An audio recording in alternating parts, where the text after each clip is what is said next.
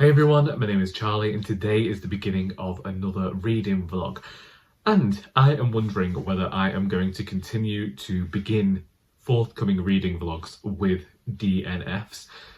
Now admittedly, I don't think that me stopping reading the 1000 Autumns of Jacob de Zoet is a long-term DNF. I think that I'm going to try and read it this month. It just wasn't the correct book for me to be reading this weekend. As I said at the end of last week's video, I thought I would be able to have this weekend of reading. So actually on Saturday, this didn't happen because of watching Drag Race in the morning, as I said at the end of last week's vlog. And then I took the dog for a walk. And when I took the dog out, it was football. The roads near my house, because I live near the football stadium, are quite congested at this time. So I took a left and I went to Mac Forest, and we had a wander around there that went on a bit longer than our walks at the weekend usually would. It's quite an interesting one to me and made me very happy towards the end of the walk, because I parked in a different area than usual because I knew that the forest gets full at the weekend. You have to go down a farm track, then down an incline and up some steps that can be quite tough on the hips. And we did that, and we went around the forest and then went back. And when we were walking back down towards these steps, a lot of hikers were coming towards us. We stopped because we had space too, and saw that this woman had stopped when she got to the top of the steps, grabbed hold of these two branches on a tree and almost braced herself against it. And everyone was coming towards her like, "Are you okay? What's happening?" And she was just talking about how the steps had took it out of her. And Sally saw this and went running down to her and started nudging at her and fussing over her. And so she fussed Sal, and then my dog doesn't usually go towards anyone on walks, so I was a bit like, what's happening here?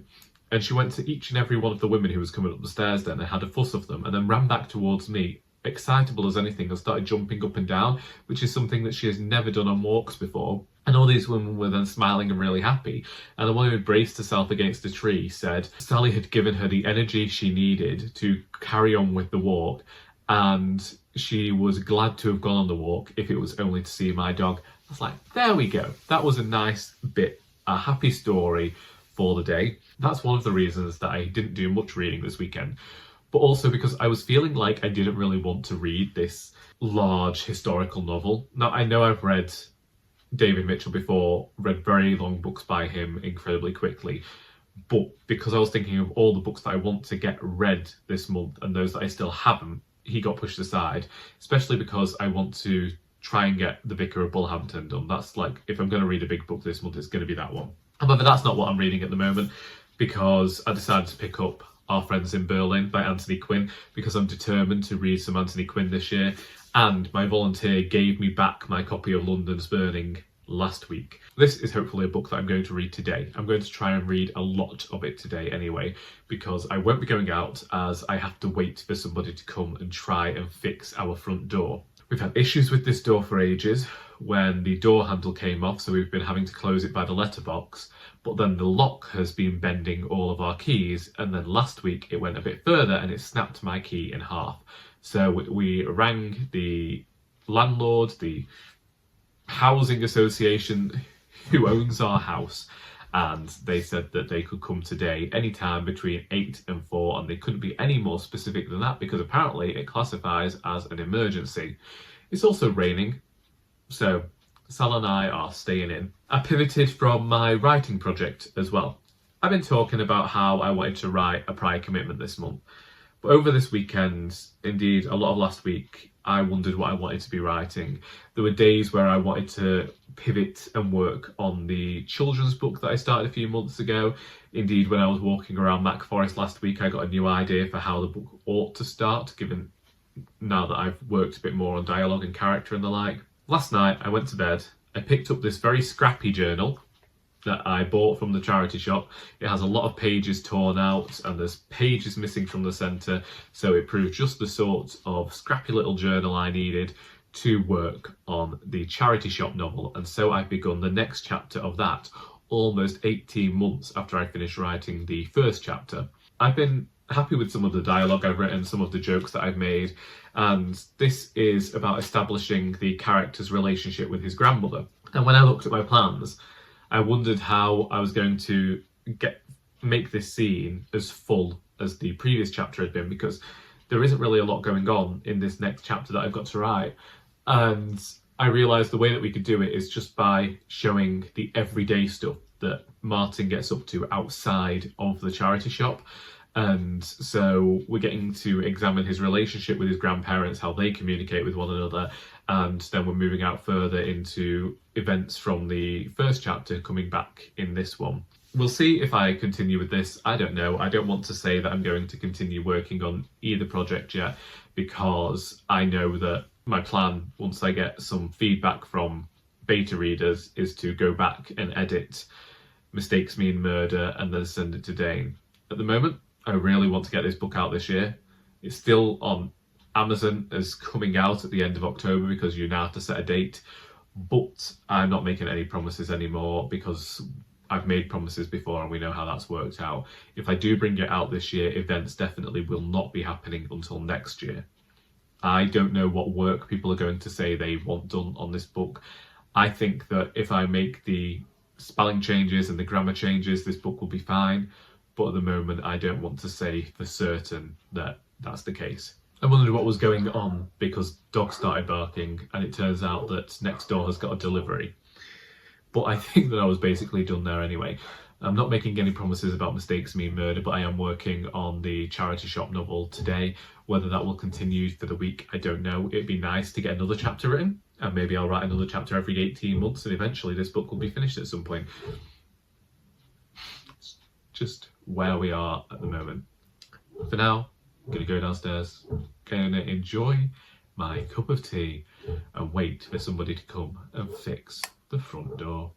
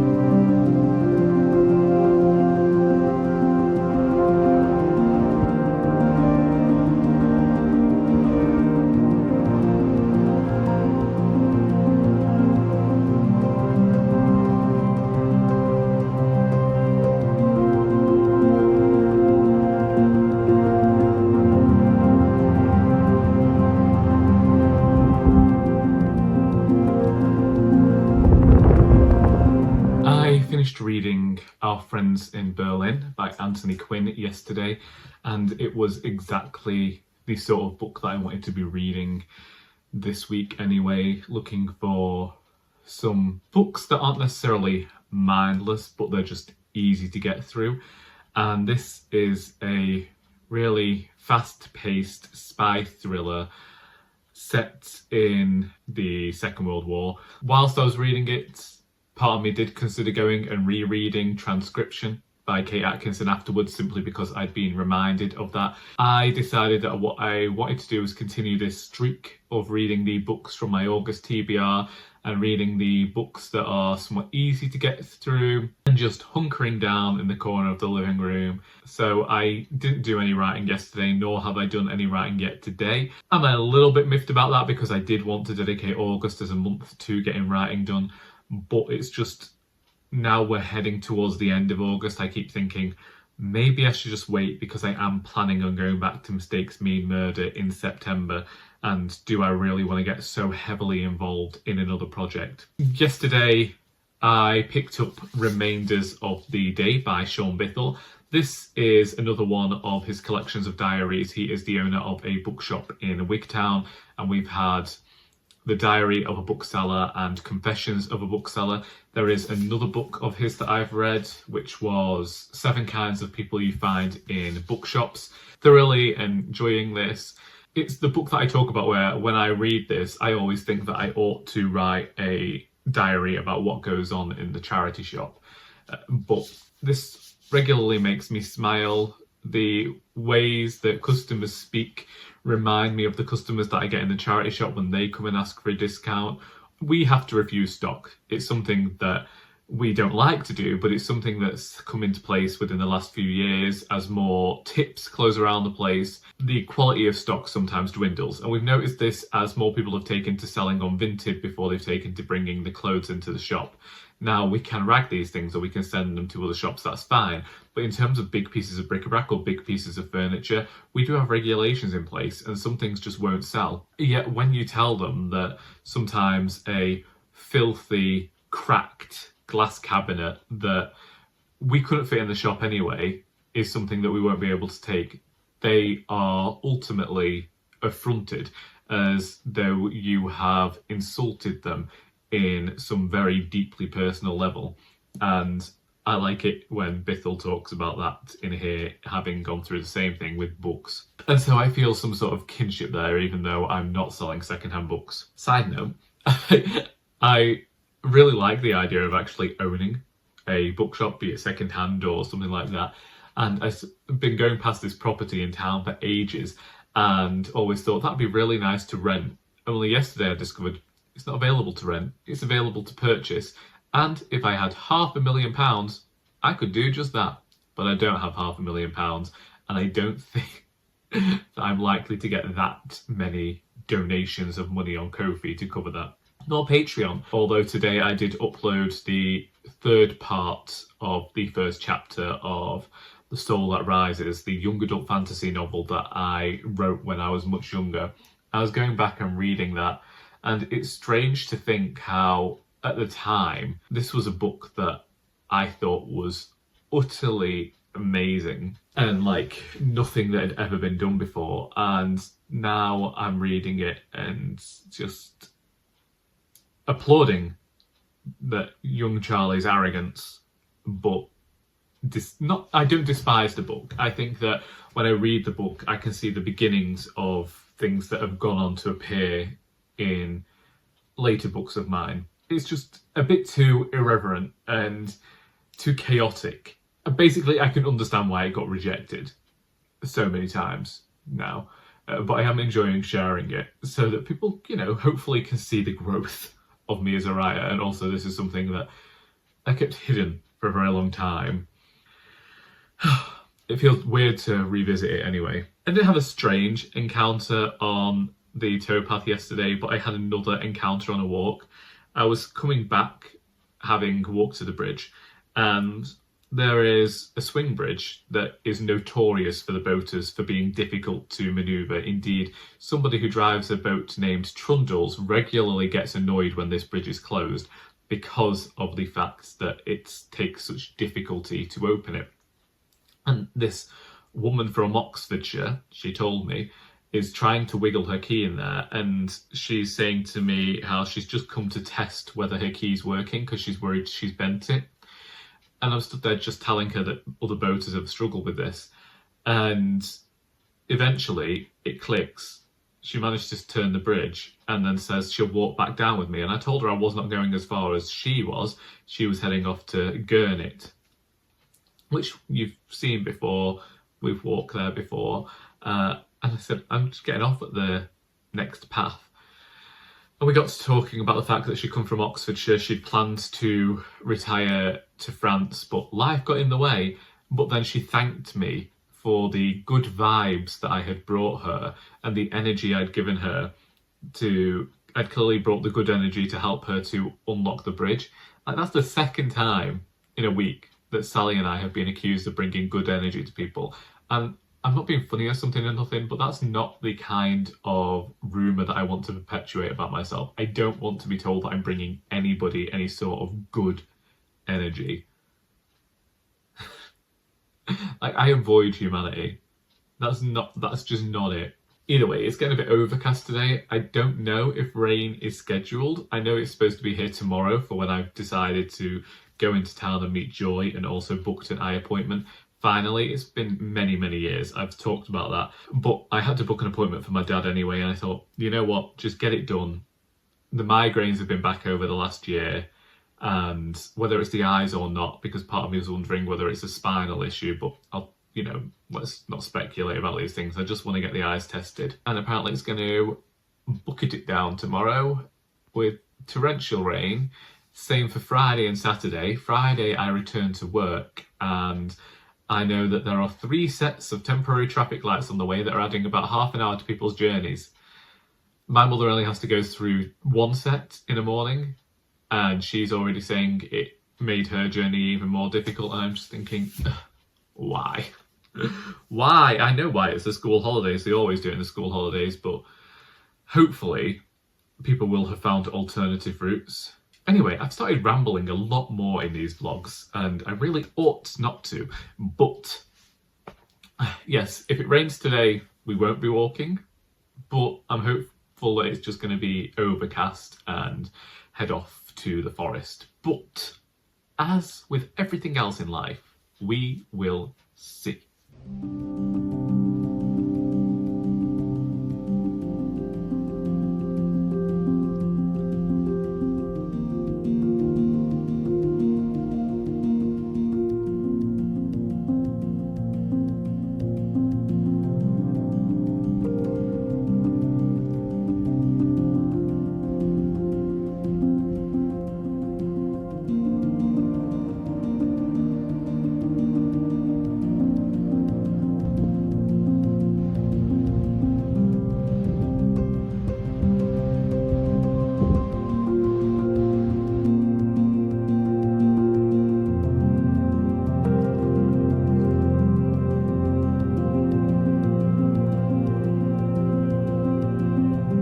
I am back in work after 10 days away, and I've realised how possessive I've got over the books, because somebody else has been putting the books out, as I asked them to do whilst I was away, and the books are very neat and tidy, and I've just got a lot to sort in the back now. And I'm like, I can't believe somebody would do that. I literally asked them to do it. That is how awful a human being I am. So, yesterday I went for an eye test and was very grateful to be told that my eyes haven't changed at all in the last 5 years since I had an appointment, and so there was no need for a prescription. I paid extra for that OCT test that they do of your eye. Nothing wrong there. Is that T in that T one of those redundant T's? You don't need to say it. I don't know. And because I'd said about migraines, they tested my peripheral vision as well. Everything's fine. So it does mean that my suspicions about my migraines might be correct, but again, I'm not going to try and diagnose myself. I'm going to actually properly contact a doctor and just tell them everything that the optician told me and try and move forward to try and find the thing that's triggering it, which I think I know what it is. I started reading The Vicar of Bullhampton and I'm currently 45 pages in that one. It's weird. I've talked about the fact that in reading these books, the Folio Society editions have a font that is more easily readable, and yet there's so much packed onto one page that it takes me a lot longer to read these books. I tried listening to it on audiobook as well. The way that Spotify has the audiobook listed, they are 2 hours for each chapter, so I'd have to go through and find the chapter I'm at. I just pressed chapter 3 the other day and I had no idea what was going on because it was about 4 hours ahead of where I was. Also met Joy yesterday afternoon, and she is one of my beta readers for Mistakes Mean Murder and has already read it and given me feedback. And one of the kind things she said is that she thinks this is the best novel that I've ever written, and I thought, well, that's astounding because I certainly didn't. It's been the most difficult novel that I have ever written. I have worked exceptionally hard on it and thought it's a mess for the longest time, so that was a nice thing for her to say. But she did point out an issue that I hadn't realised, because we moved a scene from the middle of the book right to the end of the book. So it meant the two major players in the novel now don't get seen from about page 10 until page 170. So she'd forgotten who they were by the time we got to page 170, but the way the characters interact with each other, you'd think that they'd had more interactions. So I need to go and add in, not necessarily scenes, but just a few sentences, paragraphs here and there to reference the characters so that we remember who they are as we head on through the novel. And I realised that was a problem when she showed it to me. Yeah, but she said that I've got the humour down right as well. It's the right balance, which was something I was worried about. I was worried about the fact that it isn't as funny as the first book, but she says it actually works better because it feels like we're not writing just to get a punchline, we're actually writing with humour there, but also acknowledging a very serious topic. So hopefully other people agree with that, but I'll see soon enough. I'm still considering the 1000 Autumns of Jacob de Zoet and the 3 Dahlias, reading them and trying to get them done by the end of August. I don't know, part of me thinks just to DNF them. I need to speak to some people, because the thing is, I was looking at YouTube yesterday and people whose reviews I trust enjoy Jacob de Zoet, and so I'm wondering, do I just have to get past the 100-page mark? Do I just have to get past a certain point and it's going to click for me? Also, I was wondering if Joy giving me my book back yesterday was an answer to the question I asked on YouTube today, which was, what should I write next? Should I just not worry about anything and just focus on getting these scenes written for the Cozy Crown? It's all a quandary. Anyway, back in work, and I'm going to go a bit, and yeah, I got stuck in some traffic because, as with some holidays all the time, temporary traffic lights abound, and saw some very stupid drivers. But when don't I see stupid drivers? Being upstaged by this very fetching blue frock. It's Saturday, and today I'm just here to round things off. I've also realised that we're getting grumpier with age. I say this because I just had to pick some stuff off the floor and rehang it and take stuff that had just been shoved up here and hang it again. And I think, why didn't they just put it back once they tried it on or decided that they didn't want it? Why throw it on the floor or leave it shoved up here? It doesn't make sense to me. It just irks me. I have decided not to continue with the 1000 Autumns of Jacob de Zoet by David Mitchell right now. I haven't really been interested too much in this book or Number 9 Dream. Number 9 Dream I've just put on my September TBR anyway, so we will see how I get on with that. I was waiting to see what Sophie of Redhead Reading thought about this book. We were both in agreement at the 80-page point that it was feeling quite dull, so when she said she was DNFing it, I've chosen to DNF it as well. I was really already there, but I thought if she was finding something in there that I wasn't, then maybe I would try and find it as well. But no, so that's a DNF, and I was feeling a bit disappointed about that because David Mitchell is somebody whose works I have enjoying for a few years now. Admittedly, with Cloud Atlas, I struggled with that for a while. That was a book that I'd got when I was younger, tried to read it and couldn't get into it.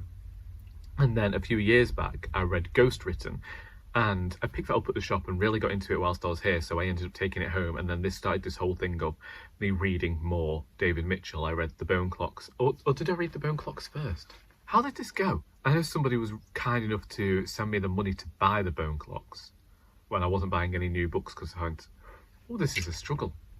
I swear I did Ghost Written, then Cloud Atlas, and then Bone Clocks, Utopia Avenue. I've done Slade House. I did Black Swan Green a few months ago. We're not going to enjoy every book by every writer. You know, some of my favourite authors have books that I don't like. Elizabeth Taylor being one of them. Although I did push through with Elizabeth Taylor. Hers are considerably short though. So the books of Elizabeth Taylor's that I didn't like, you're only losing about 1 to 2 hours on them. Whereas with David Mitchell, this is nearly 600 pages. This is a hefty tome. And if there was going to be something more, I mean, I understand the thing there where I didn't really get 25% of the way through.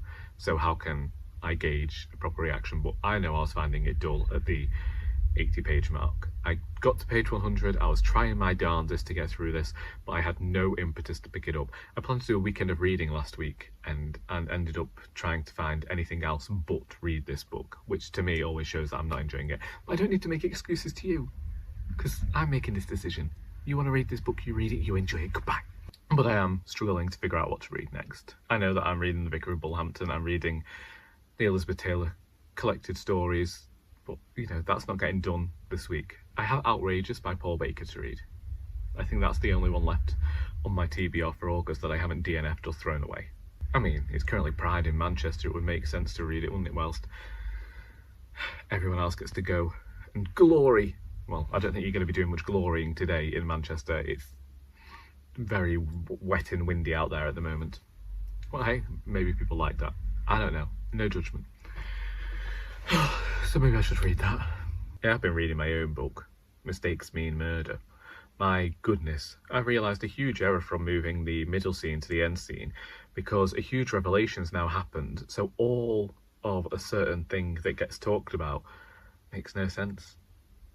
So I need to change that. I'll get to that when I get to it, right? And yesterday at the shop, I tried to get the book sorted and I started putting a basket out of these old Penguin classics and classic books that generally don't sell for 50p, and I was keeping the shelves stocked, trying to get through all the stuff in the back room, and then somebody came in at about 4:20 and they bought quite a lot of these 50p books, and I recognised them. I'm sure I know them. They asked me where I was good to go to in Poynton, and I'm not from around here, and I thought they meant, you know, like, what do you do in Poynton? I'm like, I don't know, I just come to work or go for a drink.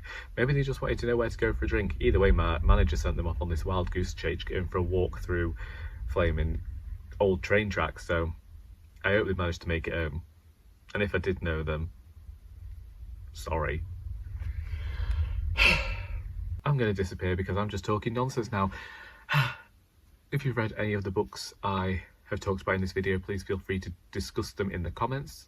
Similarly, if you want to just talk about it I've talked about, that's fine as well. I hope that you have enjoyed this video, because until next time, that